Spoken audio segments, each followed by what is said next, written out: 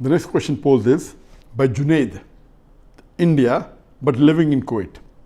If a medical doctor gives some medical advice which is contrary to the advice from our Prophet Muhammad, peace be upon him, what will we have to do?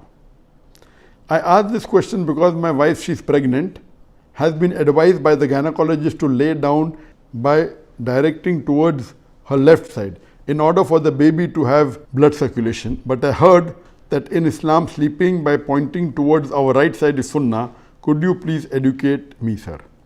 As far as if a doctor gives you advice which is contrary to the teachings of Islam, teachings of Allah or teachings of the Prophet, what should you do?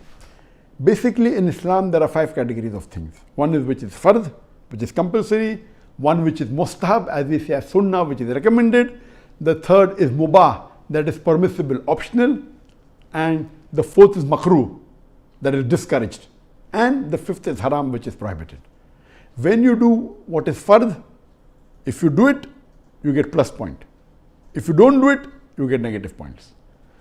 In the mustahab, in the sunnah, which is encouraged, if you do it, you get plus points. If you don't do it, you get no negative points.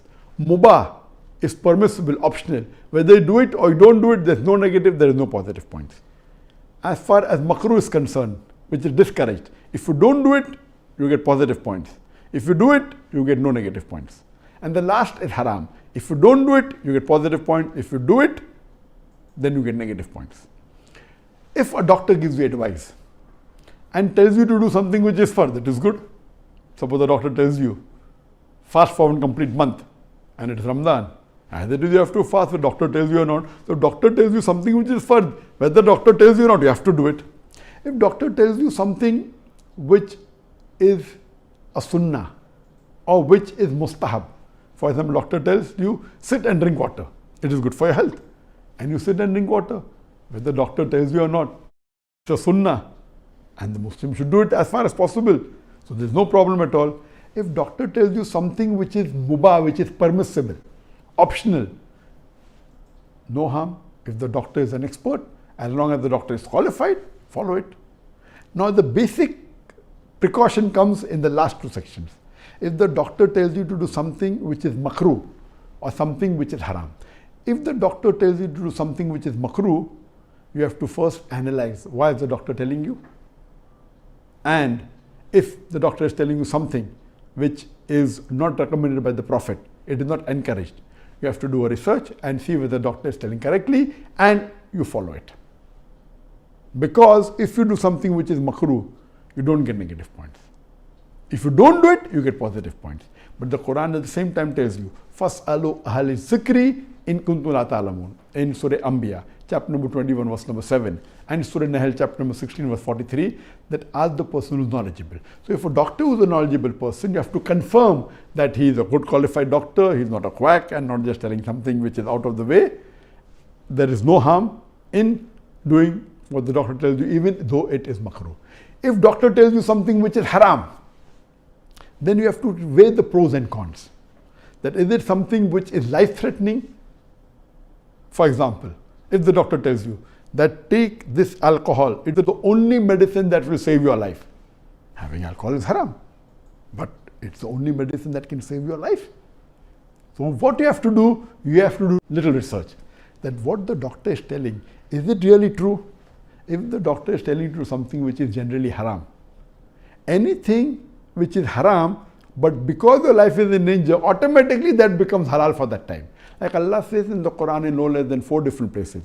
In Surah Baqarah chapter 2 verse number 173. In Surah Ma'idah chapter 5 verse number 3. In Surah Nahl chapter 16 verse 115. And Surah Anam chapter number 6 verse number 145. That if unwillingly you disobey Allah subhanahu wa ta'ala, then Allah is Rahman or Rahim. After saying, Hurrimat alaykumul maytutu waddamu walahmul khinzir wama uhilla li ghayrillah bi, forbidden for you for food, dead meat, blood, the flesh of swine, and any food on which other than Allah's name is taken. These 4 things are prohibited. But the verse continues, if unwillingly, if you disobey Allah as a requirement, then Allah is Rahman or Rahim, He forgives you. For example, if you go in a boat and there is no food, and you have been out at the sea for several days, and the only food available is pork. Pork is haram.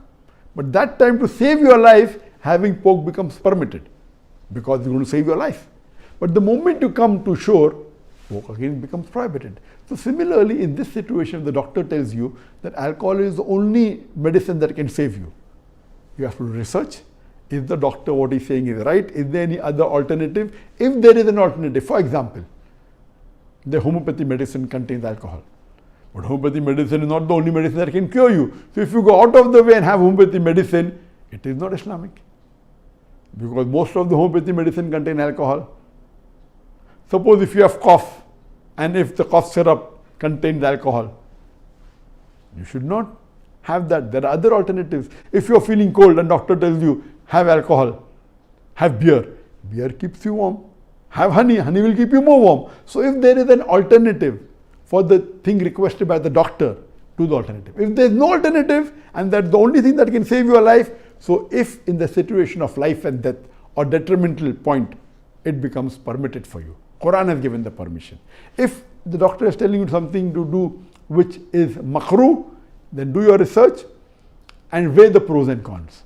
Is the treatment really required? Ask you something which is against the Sunnah. Sunnah will get you blessing. Based on that, if you do something which is makruh, it's not a sin at all. It is permitted. In this case, a prophet did tell the Muslims that when you sleep on the right side. And today scientifically we know that when we sleep on the right side, the right lung is larger than the left lung. If we sleep on the left side, there is pressure of the lungs on the heart. So if we sleep on the right side, it is preferable, it is better scientifically to sleep on the right side. And our Prophet has recommended that. Now in the situation where a lady is pregnant, what happens that the liver is on the right side? So if a lady sleeps on the right side, there is pressure of the liver on the uterus and there is pressure on the baby. So the doctors many a time when required, they recommend the pregnant woman to sleep on the left side so that the pressure of the liver is not there on the uterus and that is beneficial for the baby and increases the blood circulation. So in such cases, when there is a requirement and if the doctor says sleep on your left side, it is not haram at all. It is sunnah to sleep on the right. To sleep on the left side is makruh, but it is permitted, especially if it is going to be beneficial for the baby and if it's a requirement, then at that moment at least, till the baby has problem or till you deliver, sleeping on the left side is preferable than to sleep on the right side. We have to weigh the pros and cons and then take the decision. Hope that answers the question.